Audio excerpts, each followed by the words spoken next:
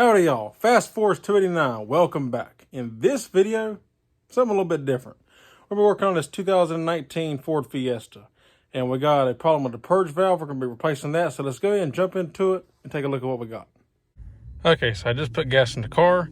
And we can see here, it has a full tank of gas. So we're going to try to start it up now. All right, see how the car dies. Try it again.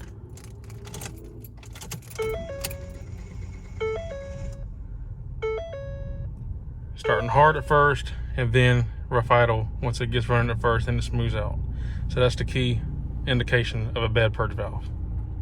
Okay, so if we go underneath the hood here of this Ford Fiesta, this right here is our purge valve. This is what we're going to be replacing. Now, if you're lucky enough to find it, you can replace this entire assembly. It goes down, hooks into the front of the motor down there, and then this line goes around to the back and goes back there and plugs in to a connector right back there. That green tab on it. But I'm telling you right now, from my experience, it's hard to find the entire assembly. Not even Ford can get it. I ain't saying they can't get it, but they said it was on back order. They don't know when it'll come back in. So even they have a problem getting it. And then it's really expensive. I think it's like $150 for the whole assembly. Anyway, so we're going to replace just the valve.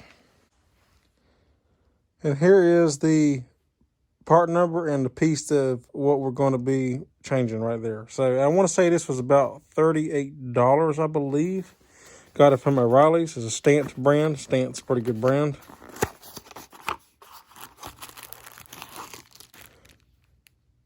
And as you can see, it literally is nothing more than a plug, a spot for the mount to hook onto. We've got to figure that out. And then it's literally just lines. There's two lines plugged in there, and then that's all there is to it. Okay, so to state the obvious, first things first is we got to unplug it. And just pull that tab and it pulls straight off like that.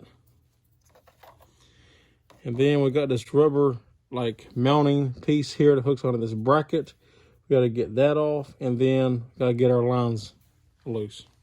So to get this rubber like mounting piece off, I'm gonna try to just get a screwdriver in here and pry it off.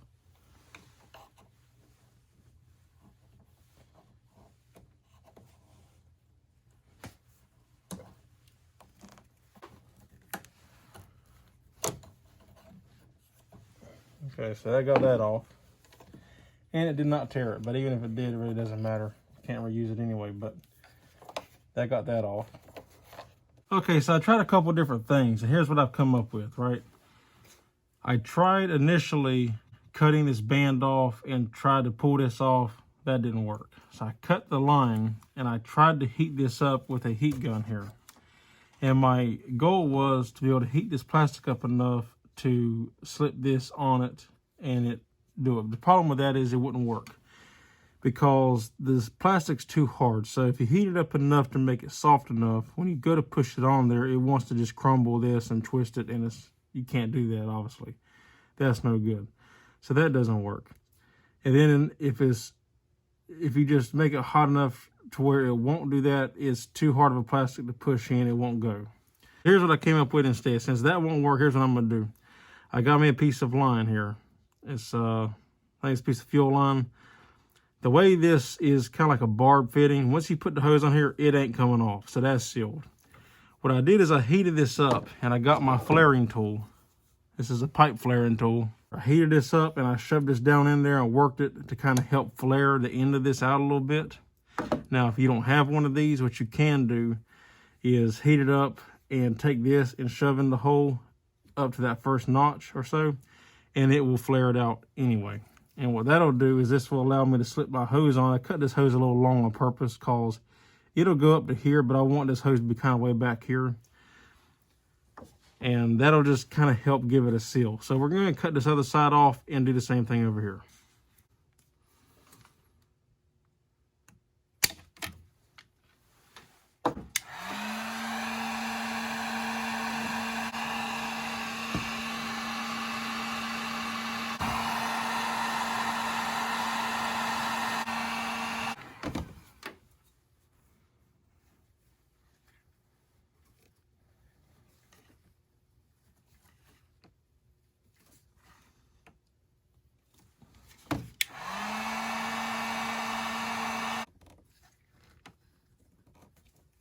gonna kind of let that cool for a minute before I pull it back out, so then it'll stay the shape I want it to stay in.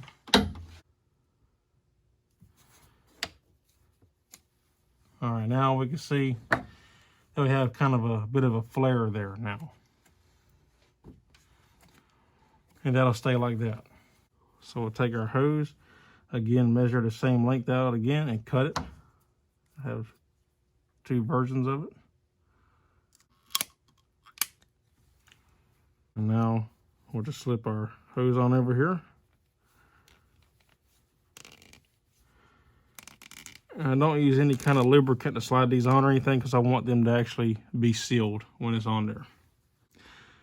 Our hoses are on there now. Now, another thing to keep in mind is the original one went on here like this. It says there is no arrows to direct you on which way to mount it. Since this round part is facing toward the front of the car, I'm gonna put this new one the exact same way.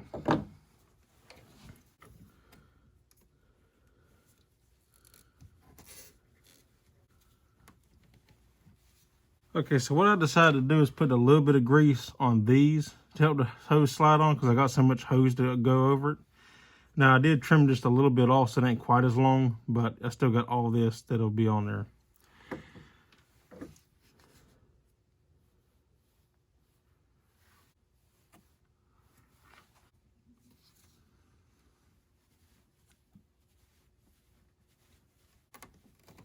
And it's such a tight fit, it'll hold anyway.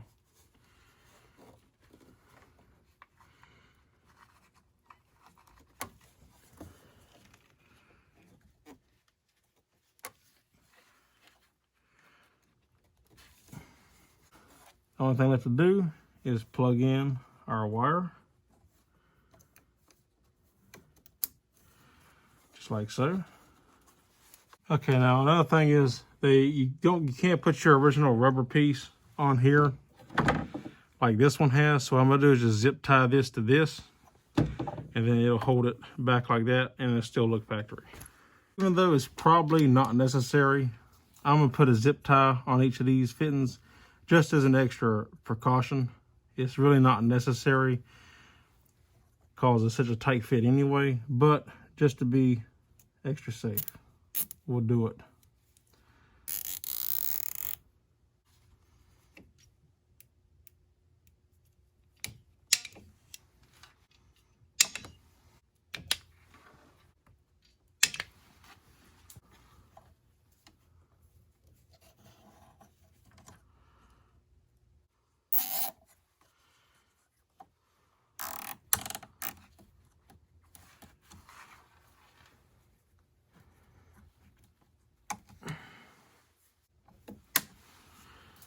Now solid as a rock. All right, so now that we got that all done, let me give you a close-up on how it actually looks finished up. So this is the finished product here. It's zip tied nice and tight in place. So I got these hoses on here.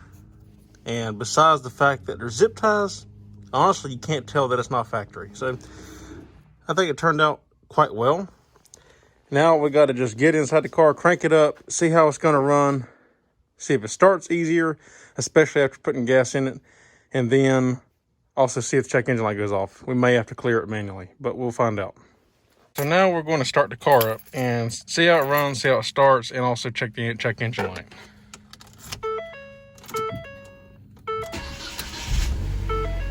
Okay, so we're starting up normal. Everything looks good. Okay, see, we still have a check engine light on. Now it may clear after some driving, or we may have to come in here and manually clear it. So I'm gonna drive it a little bit. We've got to get the gas down a little bit anyway, so we can put gas in it to check to see how it's gonna start after that. But we're gonna drive it some and see if the check engine light goes off automatically. If not, then I'll come in and manually clear it. All right, so just got gas, moment of truth. Let's see how she starts. Fires right up, and that's exactly how it's supposed to be. No check engine light, which I did have to turn off manually, but it stayed off, so we're good to go.